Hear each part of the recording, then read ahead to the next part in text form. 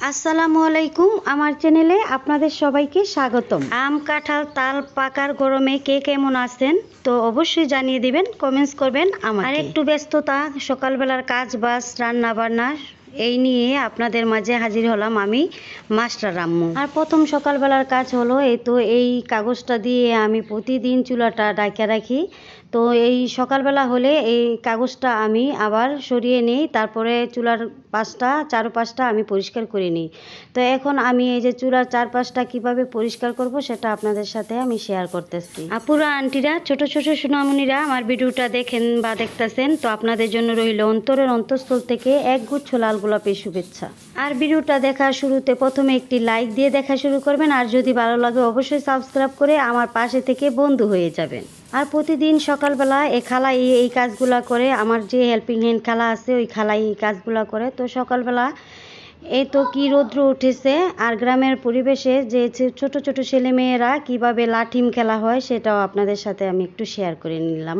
আমার দেবরের ছেলে ইকরাম লাঠিম খেলা দিতেছে, ওইটাও আপনাদের সাথে একটু শেয়ার করলাম। আর সকালবেলা উঠে মাছটাকে নাস্তা খাইয়ে তারপরে আমি কাজে পড়ে লেগেছি। তো আমার রান্না বান্নার আয়োজন চলছে, তো সব কিছু রেডি করে নিতেছি। আমি প্রথমে মশলা রেডি করেছি, তারপরে পানি, তারপরে যে আজকে আমি রান্না করব গরুর গোশত ঝাল ঝাল করে আলু দিয়ে।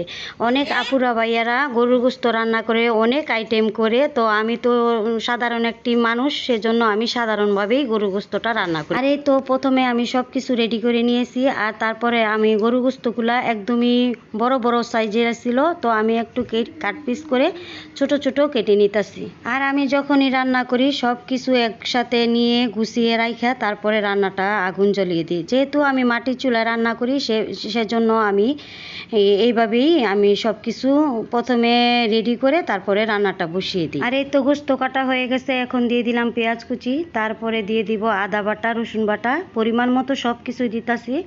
তারপরে দিয়ে দিলাম 1 টেবিল চামচ বাদাম বাটা, তারপর পরিমাণ মতো লবণ। এখন দিয়ে দিব আমি পরিমাণ মতো হলুদের গুঁড়ো, মরিচের গুঁড়ো, ধনিয়ার গুঁড়ো, জিরার গুঁড়ো আর গোলমরিচের গুঁড়ো একসাথে।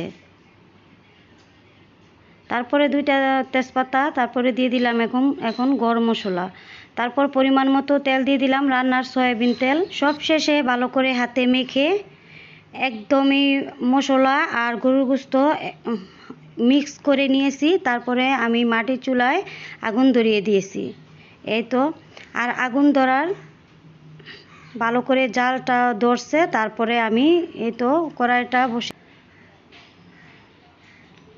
আর এই তো লাড়কির চুলায় যেহেতু রান্না করি, লাড়কি যতক্ষণ না ধরবে ততক্ষণই একটু একটু ধোঁয়া আসবে। তো এখন আমি একটুখানি পানি দিয়ে দিতেছি।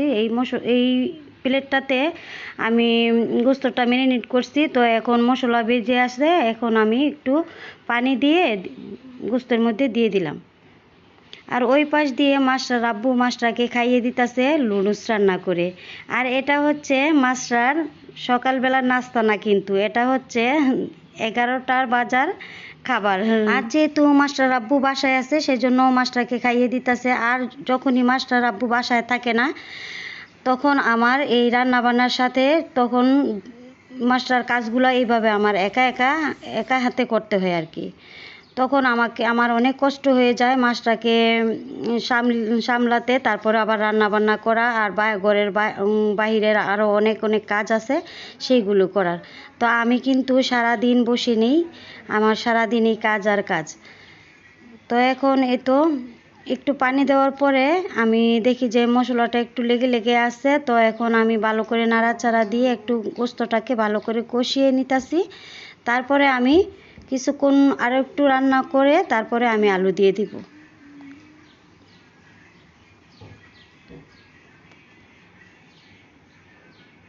আর এই তো আলু রেডি হয়ে আছে, কাটাকাটি করে রেডি করে রাখছি। এখন আমি আলুটা দিয়ে দিলাম, তারপর একটু নাড়াচাড়া দিয়ে আমি আবার ঢাকনা লাগিয়ে দিব। আর কিছুক্ষণ আমি কষিয়ে নেব গোস্ত আর আলুটা।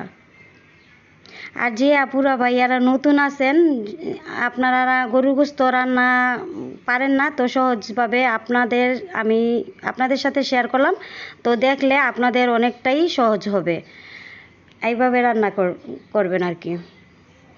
তো এখন এই তো কষানো হয়ে গেছে, এখন আমি পরিমাণ মতো পানি দিয়ে দিলাম।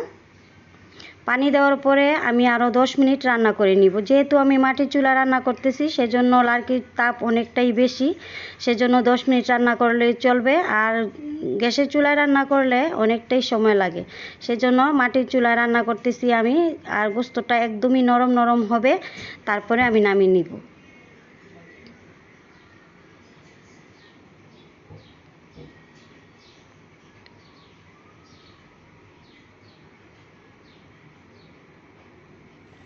আর এই তো গরু গোশত রান্না হয়ে গেছে আমার। এখন আমি গরু গোশত নামিয়ে আমি ভাত বসিয়ে দিব।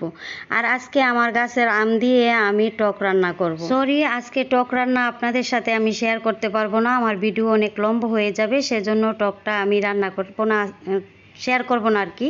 তো লার্কির চুলায় রান্না ভাত আমার হয়ে যাইতেছে একদমই তাড়াতাড়ি, মানে লাকড়ি ছাড়াই ভাতটা আমার হয়ে যাইতেছে, অনেক তাপ সেজন্য। আর এই তো রান্না বান্না, গোসল করা, নামাজ পড়া শেষ, এখন কমপ্লিট সব কিছু। এখন খাবারের পালা। এখন আমি ভাত নিয়ে নিতেছি, আমি ভাত খাবো। তারপরে আমার মাস্টার আব্বু খাবে, মাস্টার খাবে, আজমির খাবে। আর নিহাত তো নেই, নিহাতকে অনেক মিস করতেছি। নিহাত, তোমাকে অনেক অনেক মিস করতেছি আম্মু। আর এই তো আমি খাবার দাবার এখন খাবো। তো আজকে খেতে খেতেই ভিডিওটা শেষ করে দিব। তো আজকের মতো বিদায়, আল্লাহ হাফেজ। দেখা হবে আরেকটি নতুন ব্লগে। আসসালামু আলাইকুম।